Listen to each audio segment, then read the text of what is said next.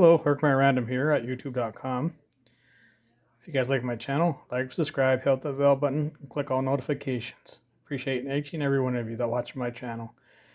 And just to let you know, I'm up to 110 subscribers, which I really appreciate. I didn't think I'd make it up that far. I've been doing this since of January 2000, and just 4 years, so 2020. So I appreciate that, and I appreciate all the people that watch and enjoy my channel. So I'm just going to show you a simple meal here, not too hard at all. Once it starts to get boiling, we'll put the apple macaroni in here and stir it up there a little bit and let it cook until it gets tender enough, and we'll continue from there. Alright guys, it's starting to boil a little bit. You can hear a little bit of the sound of the bubbles coming up here. So we'll put some pasta in here. Now this pasta takes about 8 to 11 minutes to cook, so just cook until it's nice and tender so it's not too chewy. You know, I know some people like their stuff al dente, which is fine. I like mine a little bit softer. So we'll go ahead and put that in there. And this takes about 10 servings of pasta, so it took about 8 to 11 minutes, but cook until tender as possible is what I would do, make it nice and soft. And then we'll continue from there. You're wondering how much water you need about 5 quarts of water in here, basically. So just be careful, keep an eye on it so it doesn't boil over. Always keep an eye on the stove. You don't want nobody getting their hands burned or anything like that. As I said, we'll keep on going from here, and I'll keep on showing you what I'm doing. Be back in a little bit.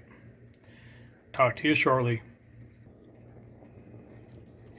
Make sure you're stirring their pasta occasionally every once in a while so it doesn't stick to the bottom. If you want to, you can add salt into this. Also remember, most pastas already have quite a bit of salt. To tell you a little story, I used to work at a little factory where they had pasta or whatever. So what they do is take the pasta, put it back into this big type of pot contraption or something like that. And then what they do is take a 40-pound bag of salt and throw it in there, and then re-boil it again. And then after that, they take it out and let it dry out again, and then they seal up into a bag. So I thought that'd be something interesting for a little piece of history there for you guys. Not history, but interesting in how they do that. So that's why pasta has a lot of salt in it, guys. So basically, add more salt to it when it's already dehydrated, and then they put it into another big boiling place of some type of contraption, and add another 40-pound bag of salt to it. Of course, there's a lot of pasta they are adding it to, but still, thought that'd be interesting to you. So like I said, stir this occasionally so it doesn't stick so much. But if you want to add some salt to it, feel free to do so. But just a reminder, the pasta already's got plenty of salt in it. Alright, you guys can see this is starting to boil a little bit. So let it boil a little bit for, like I said, 8 to 11 minutes, stirring occasionally. Just make sure that you're staying close by it so it doesn't overflow or anything like that. Because that can be messy, unfortunately, and gets in your stove, and you have to clean your stove and all that stuff. And it's a pain in the butt to do that. So once this is done, I'll keep on going from here and show you more. Be back again here as soon as I can. Alright, we got a good boiling going here. So these aren't quite done yet, as you can see. They're still kind of a, what do you call it, yellow tinge maybe, or an off-white. You want a little bit more of a lighter color than that. More of a lighter white than that. More of a clear translucent type thing. That way you know they're tender. Right now they're probably about halfway there, so like I said, just keep stirring it occasionally. Keep eye on the stove, as always, for safety. So don't stay far from your stove when you're cooking. Alright, we're going to give this about another 5 more minutes. Not quite there, but we're getting close. So we're getting a little bit wider, a little bit more translucent. Alright guys, I think this is about ready. It looks like, oh yeah. Much lighter, more translucent. So we're going to transfer this over to the strainer, or colander. Excuse me, it's called a colander. Strainer is different than a colander. We're going to drain that out here shortly. Alright, we're going to drain this out into the colander here in just a second. And then we'll put it into a bowl, mix it together.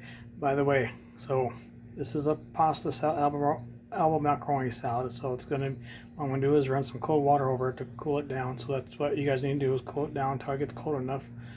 And we're gonna turn it into a pasta salad. Like you see in one of my other videos where I messed up, unfortunately, on one of them where I put the seasoning in with it, unfortunately, but we kind of had to make our own seasoning.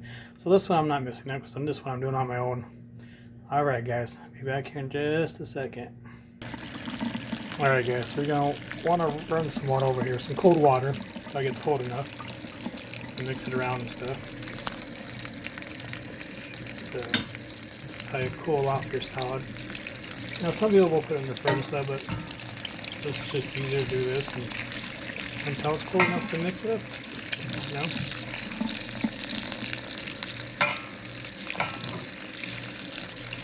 Use cold water until it gets nice. So as you can see, there's still steam coming up through here. Not if you guys can see it, but I can see it. So now this is quite a bit. This is a pound and 4 ounces. So remember, this is 10 servings of pasta, it says, so a half a cup for a serving according to the box. It's taking me about, actually more like 14 minutes if I got to get the noodles tender enough. So put this in here and cool it off the best we can, and we'll continue from there. Alright guys, we got it nice and cooled down on here, so we're going to put this over here into a white bowl. We're going to mix the stuff together, and I'll show you what we're going to put in there, which you guys should have seen at my beginning of my video here. So just give me a few minutes here and we'll show everything here in just a second. Alright guys, as you can see, I'm going to put some diced ham here. It says this is 8 ounces, so that is 2 cups of diced ham that's going to go in there. So I'm going to put that in there here in just a moment. Alright guys, you can see I got the diced ham in here. So basically when you do this, do one thing at a time, because you don't want a big mess everywhere. So mix the diced ham in with the noodles, you know, just float, do it very slowly, that way you don't make a big mess. Then I'll show you more here what I'm going to do here in just a second, alright? So I'm going to mix this first, the diced ham with the noodles. Alright guys, as you can see my name's on here, so I don't want nobody to take my cheese. So we're going to add some mild cheddar cheese cubes in here. And then like I said, mix everything separately, that way you don't make a big mess. So we're going to put these cheese cubes in here, alright? Alright guys, so now we got the cheese cubes in here, so we're going to mix that together. So if you look careful when you do that, just mix it real slow. And if you want to, you guys can add your own seasoning to this and stuff, whatever. What I'm going to add to here, I'll show you here in just a moment. It's a very simple meal to make, and this will last for, this is actually enough probably for maybe 6 or 7 people.